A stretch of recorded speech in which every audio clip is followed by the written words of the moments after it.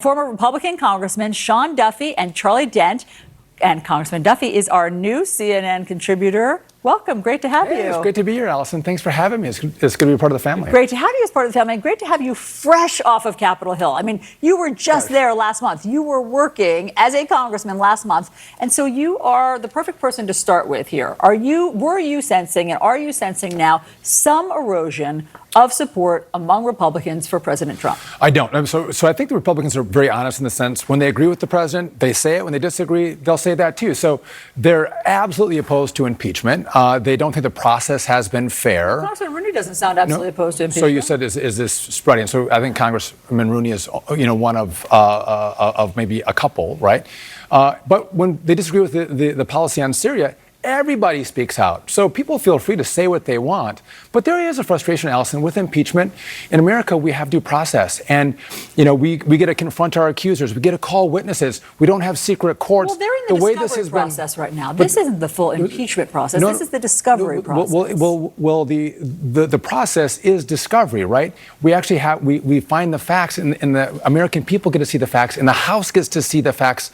They're not doing that. They're doing it behind closed doors. We didn't have closed door hearings during Nixon or Clinton. Well, Ken Starr did his discovery and investigation outside of presenting all of that to the American public. My point is they're not there yet, okay? Right. So I hear you that you have a problem with it. But you think that sort of fellow members have a problem with the way the process is working because they've been excluded. Yeah, I mean, you say that people are free to speak their minds, but I'm not sure that we've seen that. In fact, there was an off-camera meeting of moderate Republicans this weekend who told the White House how they felt. They don't publicly speak against the president in general. Well, I think this is a matter of American politics. So, in the Obama years, there was a lot of frustration with the stimulus bill and the shovel-ready jobs or the lack of effort to destroy ISIS.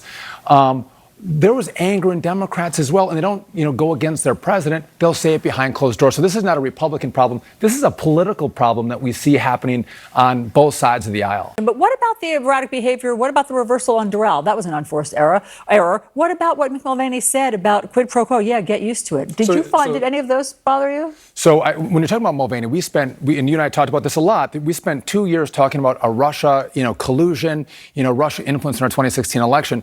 What Mick Mulvaney was talking about was actually trying to find the server that was the DNC server, which was at the heart of the Russia investigation. That's a conspiracy theory. But hold on a second. Where it's at might be, is it in Ukraine or somewhere else? That might be a conspiracy. But the fact that Mick Mulvaney is talking about advancing that investigation, the 2016 Russia investigation, we should applaud that. You should be going, in exchange for military assistance? Well, listen, I think we do make sure that people cooperate with us all the time for our assistance. I think that's a quid pro quo. Listen, Mick Mulvaney did not do a good job at the press conference. Right, but you're saying the same thing. You're saying this is what we do. So Joe Biden said, I'm going to hold up $1 billion of funding unless you fire the prosecutor. That's foreign policy. That's not about his political opponent. It's about his son and enriching his son, which is even worse. And this is not about politics. If you would say, I'm going to hold up money unless you investigate my political opponents, that's one thing. That's what they were saying. No, they weren't. They were saying, give us the server so we can give it to the FBI, because the FBI never got the server, Allison. Ukraine doesn't have the server, Sean. Yeah, so they might be wrong on that. They might be wrong on whether Ukraine has the server. They're going to hold up military assistance because of that conspiracy But are you going to hold up $1 billion of loans unless you fire the one prosecutor who's investigating my son, which is what Joe Biden did? And no one had a problem with that. The rest of the world felt that prosecutor was corrupt and he wasn't doing enough investigating. If you're saying we have corruption in Ukraine, which we do, and we're going to say there's 50 people to fire, or 25, there's only one person that Joe Biden had fired in Ukraine, and it was the guy that was going after his son. Not aggressively enough, actually. But hold that thought. Congressman Charlie Dent, go ahead. Oh, my. I guess there's so much to say here. But you just, look, foreign assistance, of course, it's condition-based. It always is condition-based. But the conditions are never that you're going to investigate the political opponent, your own political opponent. You can't do that. I mean, I was on the Appropriations Committee, State and Foreign Assistance. I used to do this all the time. We would withhold money, but it was for some public policy purpose. We're withholding military aid to Egypt until they release American NGO workers, to advance an American interest. I mean, look, this administration, the wheels are coming off the wagon. I mean, who in their right mind thought this Doral decision was a good one? I mean, for the president to direct a business to his own company. So Sean, answer I mean, that. I was chairman of the Answer that. ethics committee. Because My goodness. Let's go with that, because Charlie's saying that this shows that the wheels are coming off the bus. He sees that something is changing and that things are becoming more erratic. Let's just stick with Doral for a second, since there's no conspiracy theory there. No, none.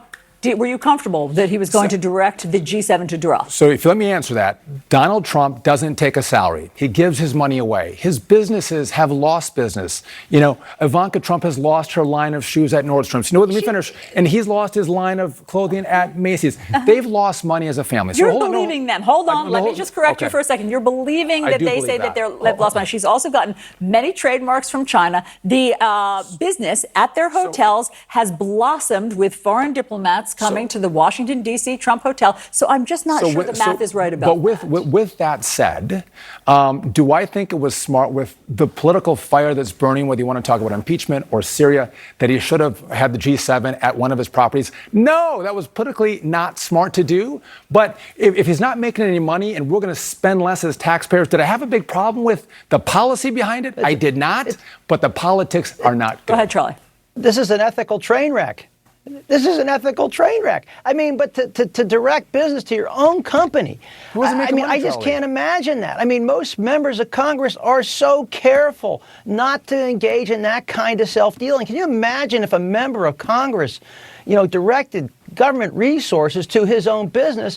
He would be investigated. I was the chairman of the ethics committee. You would immediately be investigated. There'd probably be a Department of Justice referral. It was going to be no cost. He's going to get brand value. He's going to get. You don't get more brand value than Donald Trump is known worldwide, American-wide. Everybody knows Donald Trump right now. You can't get more brand recognition. Sean, I went to the site of Schloss Elmo. That is where Obama and Merkel met in Germany. A beautiful site, the two of them walking. I went there. It's the brand value. They talk about it all the time. It's a selling point. There's value to that for the long term. The G7 was at our property. That's enormous value. You would have that at every Trump property. People like to go to Trump properties if they like Donald Trump. Dural's been losing money. I mean, Dural's been, but Sean, Dural's been losing money. Dural's been losing money, and so that one actually is not doing well. And as Charlie says, you can't pay for that kind of advertising that everybody now talks about Dural for the next. But I'll take him on face value. I'm not going to make any money, and I see that himself, and he's given away the $450,000 he makes a year, gives it to charity. The president isn't here to make money. I look at the president, he's making our lives better. My community is making more money. We went shopping this last weekend. It's like Christmas in the middle of October. People are out spending money. They're making more money. There's more opportunity. Donald Trump is going after China. People love the policy and love that he's not making money. He was elected. To be clear, you believe he was elected that because President Trump and his family are not making any money? I totally believe that, yes. Okay. You can disagree with me, Allison. We'll do the math. We'll do it in a reality check. Charlie, last word. I can't. Well, I can't imagine they're trying to. I can't imagine they're losing money on this. I mean, this is just a head slapper. Those moderate members who went to Camp David this weekend, I am sure they told them what a horrendous decision this was at Doral. And these members can simply not explain the inexplicable or defend the indefensible. The president is really mocking their loyalty, taking their loyalty for granted, and putting him in these positions. He should be more considerate of his allies than this. And they are going to turn on him if he continues to do these things, from Doral to the Kurds to Ukraine. No collusion, no collusion. That's all we heard during the Russian thing. And now here we are colluding with the Ukrainians. Unbelievable. All right, Charlie Dent, Sean Duffy. Sean, welcome to the family. It's going to be an interesting Thanksgiving table with everybody at the all the family together now. Thank you, Allison. Thanks so much. Great to have you.